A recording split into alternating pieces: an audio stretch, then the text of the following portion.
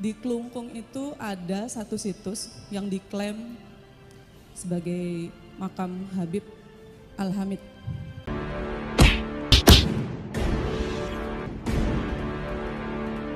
Assalamualaikum warahmatullahi wabarakatuh. Om Swastiastu, Namo Buddhaya, salam kebajikan.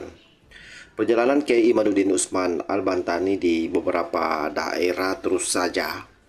Kali ini ada di Bali, dan satu catatan yang menarik karena dimanapun tempat yang didatangi oleh Kiai Imaduddin Usman Al-Bantani, semuanya ramai dan disambut antusias oleh warga.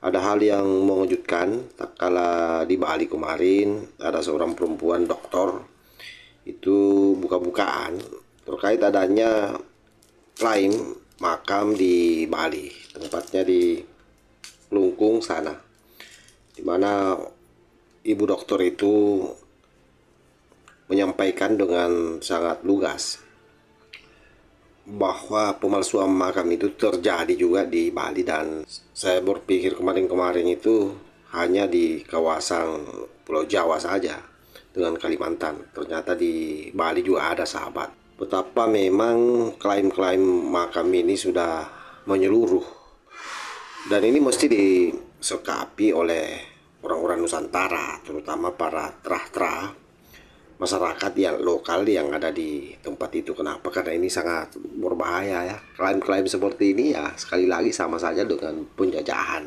pengambil alihan satu wilayah. Untuk lebih jelasnya coba kita simak seperti apa Ibu Dokter memberi paparannya di depan Kiai Imaduddin Usman Al-Bantani. Assalamualaikum warahmatullahi wabarakatuh. Salam.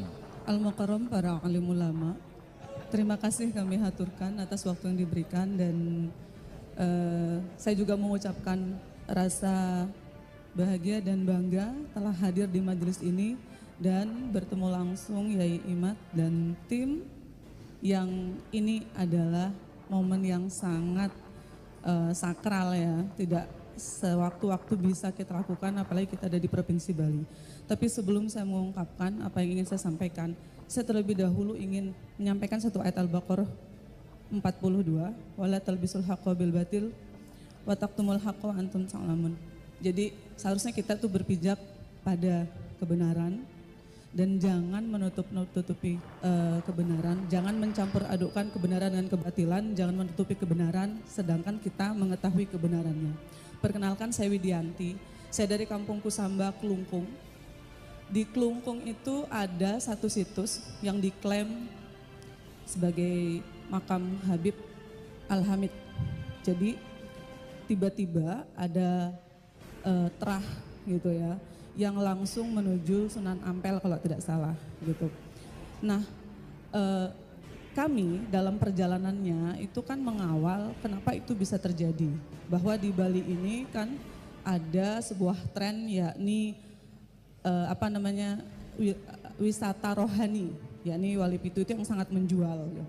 Kemudian disertasi saya dari tahun 2015 yang diujikan tahun 2019 itu juga menemukan titik kesamaan di wilayah Jembrane, yang saya sebenarnya meneliti tentang perkembangan pendidikan tinggi Islam minoritas di wilayah mayoritas, jadi hubungan mayoritas minoritas. Tetapi di tengah perjalanan penelitian saya menemukan implikasi atau dampak yang signifikan bahwa di sana ada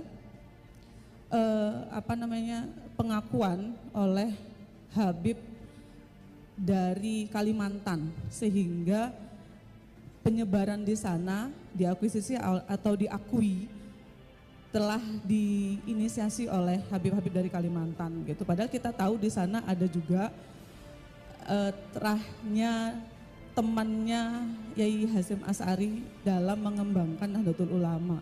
Kami tidak bisa sebutkan di sini, tapi insya Allah semua orang tahu. Nah, belakangan itu kan sampai saya dikirimi manuskrip, sejenis manuskrip terah-terah itu, dan saya masukkan bodohnya ke dalam disertasi saya yang diujikan 2019 sampai penelitian Yai Imad yang diverifikasi secara ilmiah ya, karena kita penelitian berbasis ilmiah yang diperkuat oleh tes DNA. Nah, di situ kami melihat bahwa ini harus diungkap kebenaran. khususnya di daerah saya dan di beberapa daerah-daerah lain khususnya di Provinsi Bali yang mempunyai akar masalah yang sama. Namun ada beberapa catatan yang kami pertimbangkan. Pertama diantaranya adalah dampak yang sangat besar terhadap ekonomi masyarakat sekitar yang sebetulnya telah nyaman gitu ya. Ada dampaknya satu. Yang kedua, dampak personal gitu. Bagi yang mengungkapkan atau keluarganya, kan kita kan musuh bersama gitu. Yang ketiga, telah mengakarnya pandangan-pandangan Muhyiddin yaitu terhadap pro kontra yang sekarang sedang berjalan terutama di internal Nahdlatul Ulama sendiri. Nah, saya ingin mengajukan beberapa tawaran, diantaranya keinginan mengungkapkan itu haruslah didukung oleh wadah ya yang secara legal dan simultan. Misal kalau kita mau mengungkapkan, kan saya tahu beberapa sumber yang memang ikut mengawal ini memang terjadi kamuflase atau pseudo scientific, seolah-olah betul berujung ke Sunan Ampel padahal itu pseudo atau palsu lah bahasa kita gitu. Satu, harus ada wadah yang simultan, organik dan sistematis. Simultan artinya bersama-sama dan dalam kebersamaan itu kita berjalan secara serentak. Tidak boleh parsial atau tidak boleh satu dengan yang lainnya itu gantian, harus serentak bersama-sama. Satu wadah. Dua, wadah yang akan mengungkapkan kebenaran ini harus legal.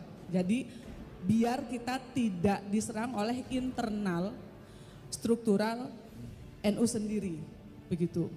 Yang ketiga, harus kita carikan solusi pengalihan isu. Misal, kalau misalnya sekarang adalah wisata rohani, maka yang dirohanikan itu mungkin bisa kita bentuk ke dalam wali yang sesungguhnya, sehingga sejarah yang real itu bisa terupdate, bukan malah tertutupi dengan yang sekarang diakuisisi. Baik. Demikian, terima kasih. Assalamualaikum warahmatullahi wabarakatuh. Baik, terima kasih.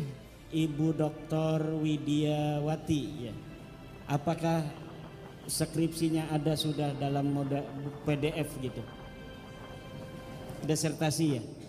Ya nanti mungkin kita memerlukan berbagai macam sumber diantaranya dari disertasi Ibu untuk menjadi bahan kami agar kita bisa lebih secara ilmiah, sistematis, organik, simultan tadi seperti yang diusulkan oleh Ibu. Nanti catat itu PWI Bali, ini tugas utama. Jadi memang saya kira sahabat ya, ini memang penting kita sikapi. Betul yang disampaikan oleh Ibu Dokter itu bahwa ini harus secara sistemik, harus terorganisir, masif dilakukan dan kalau perlu memang wadahnya harus jelas. Sehingga organ-organ atau struktur yang ada itu tidak merasa terganggu dengan aktivitas orang-orang yang berjuang meluruskan sejarah dan bagaimana mengembalikan makam-makam yang dipalsukan. Sekali lagi bahwa ini harus menjadi perjuangan kolektif semua pihak demi untuk NKRI, demi untuk menjaga kemurnian leluhur kita semua di berbagai pelosok Nusantara. Karena sekelas Bali saja yang minoritas, kita temukan ada pemalsuan makam, bagaimana dengan tempat-tempat lain yang memang mayoritas muslim. Saya kira demikian sahabat ya, wallahul muwaffiq ila aqwamit thoriq. Wassalamualaikum warahmatullahi wabarakatuh.